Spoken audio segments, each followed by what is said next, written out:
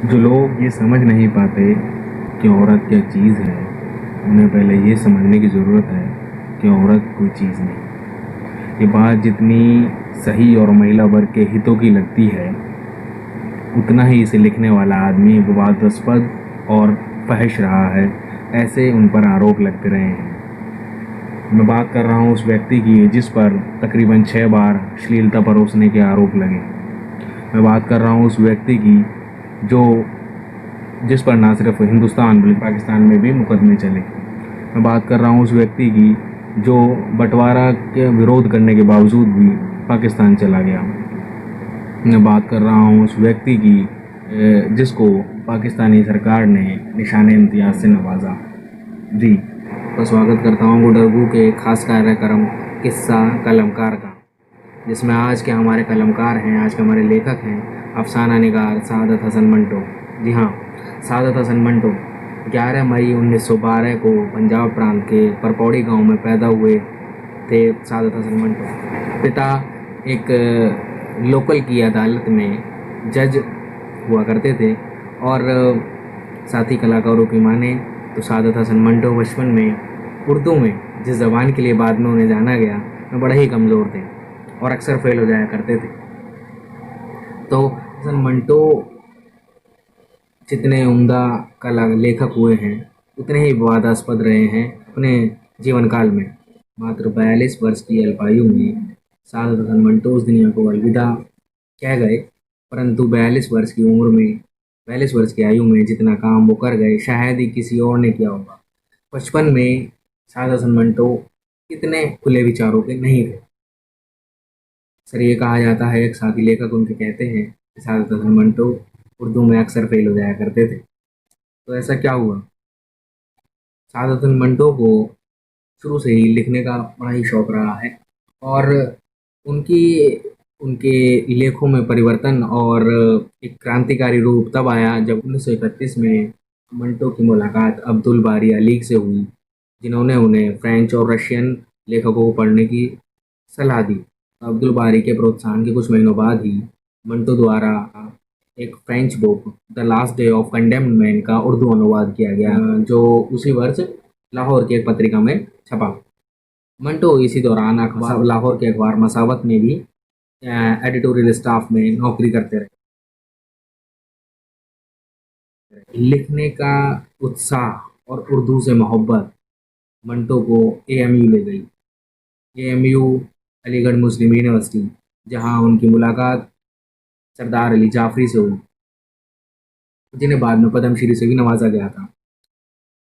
और उनके उनके सानिध्य में, उनकी सरपरस्ती में उनकी कला को एक नया मुकाम मिला। 1934 के अंत में ही मंटो बॉम्बे, अब के मुंबई जा पहुंचे, जहां उन्होंने कुछ अखबारों के लिए लिखना और स्क्रिप्ट लिखना शुरू कर दिया।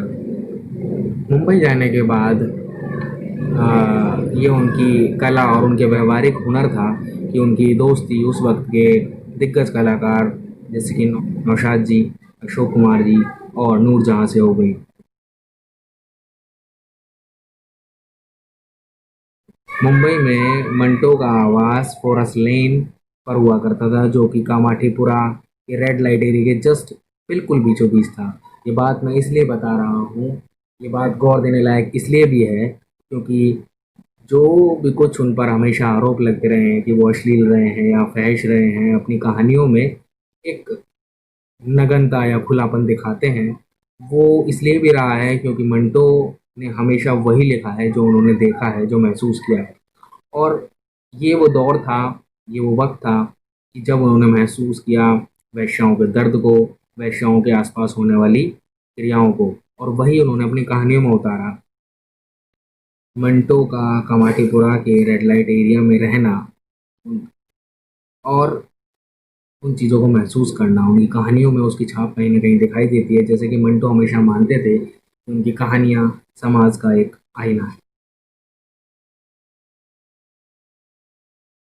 इसी दौरान 1941 में मंटो को एआईआर ऑल इंडिया रेडियो से उर्दू लेखन की एक नौकरी का प्रस्ताव आया, जिसे उन्होंने सहर्ष स्वीकार कर लिया और ये आने वाले 18 महीने उनकी ज़िंदगी के बहुत ज़्यादा महत्वपूर्ण साबित हुए, जिसमें उनके 4 रेडियो प्ले के संग्रह छपे, जिसमें आओ, मंटो के ड्रामे, जनाजे और 3 औरतें शामिल थे। इसी के साथ साथ कुछ लघु कथाएं भी लिखी जा रही थी, जिसमें धुआं, इनकी एक लघु कथा का संग्रह भी उसी वक्त छपा। बाद में तो जैसे लाइन ही लग गई, और इसके बाद मंटो के अफसाने और ड्रामे 1943 में भी छपे। उस वक्त के ऑल इंडिया रेडियो के डायरेक्टर एनएम राशिद से मंटो की कुछ विवाद हो गया। फलस्वरूप मंटो ने उस नौकरी को छोड़ दिया और 1942 में मंटो अपनी पुरानी कर्मभूमि मुंबई वापस आ गए। बॉम्बे वापस आने के बाद मंटो का एक नया दौर शुरू हुआ। जी हाँ, उन्होंने कुछ फिल्मों की पटकथाएं लिखी, जिनमें चल चल नौजवान, मिर्ज़ा गालिब और 8 फिल्में शामिल थीं। इसके बाद उनका एक कहानी संग्रह चुगत भी छपा। मंटो विभाजन के बहुत ज़्यादा विरोधी थे। मंटो विभाजन के तकरीबन 1 साल बाद तक भी हिंदुस्तान में रहे। मंटो के भारत छोड़ने का एक अलग ही किस्सा है। मंटो जो कभी अपनी धार्मिक पहचान नहीं पहचानते थे, नहीं मानते थे, 1948 में जब उनके बीवी बच्चे पूरा परिवार लाहौर में एक रिश्तेदार के यहाँ गया हुआ था, तब विभाजन से उपजे हुए दंगों की आग मंटो के दरवाजे तक पहुंची और उन्हें एक एहसास हुआ, ये एहसास हुआ कि उनका मुल्क पाकिस्तान है और वहीं उन्हें बेहतर मौके मिल सकते हैं। उसी की तलाश में 1948 में मंटो पाकिस्तान चले गए, पर ताउम्र उन्हें ये मलाल रहा, ये अफसोस रहा और उनकी ज़िंदगी एक मुहाजिर की तरह ही व्यतीत हुई, ऐसा उनका मानना था। पाकिस्तान में मंटो का निवास रहा लक्ष्मी हवेली। ये 3 मंजिला इमारत लाला लाजपत राय की एक इंश्योरेंस कंपनी ने बनाई थी। इसका उद्घाटन सरोजनी नायडू ने 1938 में किया था। मंटो हमेशा ही विभाजन के विरोधी रहे, बावजूद इसके उन्हें पाकिस्तान जाना पड़ा और ये छाप उनकी कहानियों में हमेशा दिखाई देती है। तो वह टेक सिंह इसका एक बेहतरीन उदाहरण है कि उनके उनके हृदय पर इसका कितना ही आघात पड़ा था। मंटो आखिर अपने जीवन के आखिरी दिनों में बहुत शराब के बहुत आदी हो गए थे और जैसा कि मैं बता चुका हूँ कि विभाजन का उनके हृदय पर बहुत आघात पड़ा। चीज़ का भी असर उनकी कहानियों में भी मिलता है और उनके दिमाग पर भी इस चीज़ का काफ़ी असर रहा। यही वो चीज़ें हैं जो उनकी मौत का कारण बनी। 1955 में मात्र 42 वर्ष की उम्र में अधिक शराब पीने की वजह से और दिमागी हालत ना सही होने की वजह से भी मंटो की मौत हो गई। मंटो की 2 बेटियों में से एक निगत बशीर पटेल अभी भी मंटो के पुराने लाहौर के आवास के पास ही रहती हैं। मंटो के आखिरी दौर के काम में सामाजिक परिवेश का बदलाव और पैसों की तंगी के लिए संघर्ष साफ झलकता है। मंटो के हृदय पर इस परिवेश के बदलाव का बहुत बड़ा आघात पड़ा था। जैसे कि मैं बता चुका हूँ कि टोबा टेक सिंह इसका बहुत बड़ा एक उदाहरण है। मेरी कहानियाँ समाज का एक आईना है और जो भी हमें दिखाई देता है, जो उन्हें महसूस होता था, वो कहानियों में लिखा कर देते। टोबा टेक सिंह में साफ झलकता है कि मंटो को विभाजन से कितना दुख हुआ था। जैसा कि मंटो पर तकरीबन 6 बार फहश होने के आरोप लगे, 3 बार हिंदुस्तान में और 3 बार पाकिस्तान में। इन पर दोनों ही देशों में सेक्शन 292 के अंतर्गत मुकदमे चले। इन 6 मुकदमों में सिर्फ एक मुकदमे में उन्हें सजा हुई थी, जिसके फलस्वरूप उन्हें कुछ वक्त के लिए असाइलम यानी कि पागल खाने में गुजारना पड़ा। उसके कुछ वक्त बाद ही जब वहाँ से वो रिहा हुए तो टोबा टेक सिंह ने लिखी थी। तो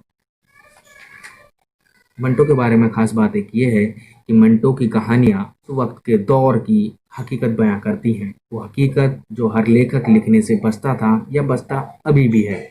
मंटो ने हमेशा अपनी कहानियों में सच को लिखा है, एक कड़वे सच को लिखा है, जो हमें दिखाई देता है, जो हमें महसूस होता है, पर हम उसे बयां नहीं कर सकते।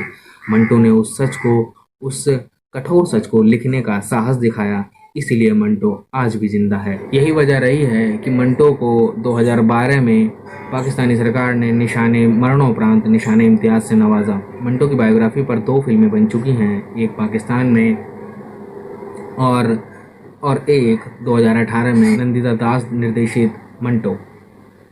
2018 में बीबीसी ने मंटो की कहानियों को 100 सबसे परिवर्तनकारी और दुनिया को राह दिखाने वाली कहानियों में शामिल किया था। मंटो का जीवन बेहद ही रोचक रहा है। 42 साल की अल्पायु में उस व्यक्ति ने इस तरीके के काम किए हैं कि वो आज भी आपको झकझोर सकते हैं। मेरा निजी परामर्श है, निजी सलाह है कि आप मंटो की लिखी हुई लघु कथाओं को ज़रूर पढ़ें, जिनमें बहुत, हालांकि लिखा तो उन्होंने काफ़ी है, पर कुछ मशहूर उनकी किताबें हैं, कुछ मशहूर कहानियां हैं जिसमें बू, खोल दो, काली सलवार, तौबा टेक सिंह इत्यादि हैं। तो आज के कार्यक्रम में इतना ही। तो दोस्तों, आशा करता हूँ आज का कार्यक्रम आपको पसंद आया होगा। किस्सा कलमकार का में हम आगे भी आपको इसी तरीके के लेखकों से जुड़े हुए रोचक किस्से बताते रहेंगे, उनकी जीवनी आपको सुनाते रहेंगे। धन्यवाद।